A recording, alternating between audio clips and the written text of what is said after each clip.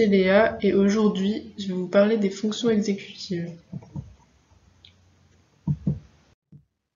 Donc c'est un ensemble de processus dont la fonction principale est de faciliter l'adaptation du sujet à des situations nouvelles ou complexes, et ce notamment lorsque les routines d'action ne suffisent plus.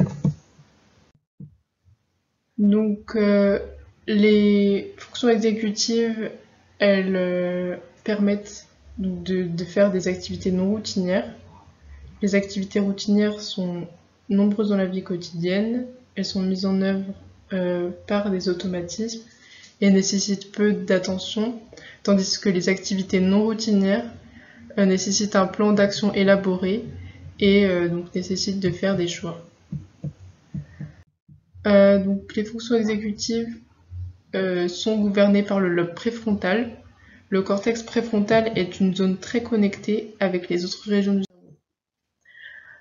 Le syndrome dysexécutif comportemental donne des troubles de l'humeur et de la personnalité, tandis que le syndrome dysexécutif cognitif donne des troubles des fonctions exécutives, donc l'atteinte de l'inhibition, la flexibilité, de l'élaboration conceptuelle, une atteinte de la planification et de la déduction de règles.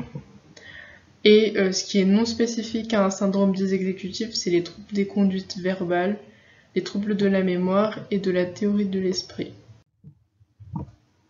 Donc les syndromes dysexécutifs, souvent, ils sont issus des pathologies neuro, comme les démences, les pathologies vasculaires cérébrales, les pathologies inflammatoires, les encéphalopathies et les hydroencéphalies, et les pathologies psychiatriques, mais aussi le vieillissement normal.